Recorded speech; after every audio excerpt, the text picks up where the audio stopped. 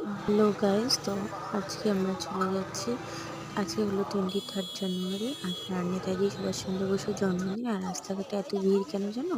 আজকে হলো জিদ্দা আসবার কথা আমাদের সামনে জগদ্দল উৎসবে। তো এই যে বাবাই আর বাবাই বাবা দুজনে মিলে বাপ বেটি মিলে ঢুকে গেল মেলার ভেতরে, আর আমি জানি ভিডিও করছি। তো যাই হোক, এই যে হেঁটে হেঁটে চলে এলাম। আর এখানে প্রোগ্রাম হচ্ছে, যেটা সকাল মানে দুপুর থেকে আরম্ভ হয়। অনেক রকমের প্রোগ্রাম আছে এখানে। তো যাই হোক, এখানে হলো প্রোগ্রাম চলছে। দেখো এখনই কত ভিড়। আর এই যে জিদ্দা চলে এসছে, তার মানে কি আর বলবো, ভীষণ উৎসাহ সবাই।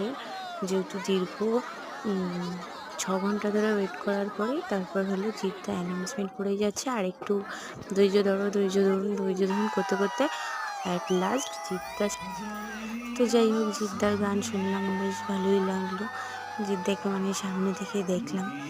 তো এই যে আমিও শুনছি, তোমরাও শোনো কিছু গান।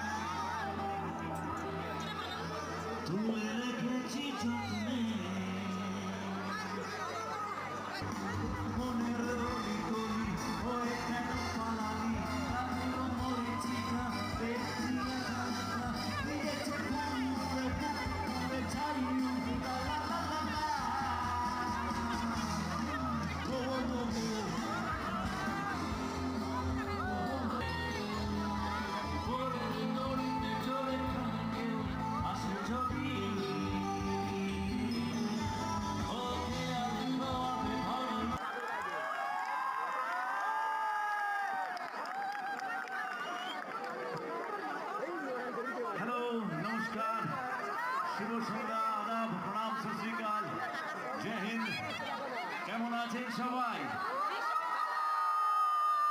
আমি একবার চশমা খুলে সবাইকে ভালো করে খুব মজা করব খুব আনন্দ করব ফর শিওর কিন্তু তার জন্য আপনাদের সহযোগিতার প্রয়োজন আছে আমি ভালো গাই আর খারাপ গাই তো যাই হোক, লাস্টে জিদ্দার গান ফান শুনে অনেক রাত হয়ে গেছিলো। তো বেশিক্ষণ থাকিনি। আর জিদ্দা উঠেছিল 10টা নাগাদ। যাই হোক, জিদ্দাও বেশিক্ষণ থাকেনি।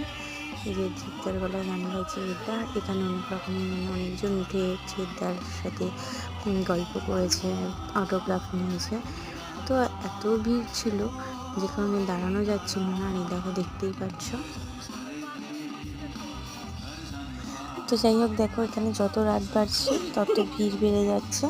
তো এখানে আর দাঁড়ানো যাচ্ছিল না, যে কারণে এত ভিড় বেড়ে যাচ্ছিলো। আর জিদ্দা হলো এটাই মেবি লাস্ট গান ছিল। তো উনি বেশিক্ষণ থাকার ছিল না।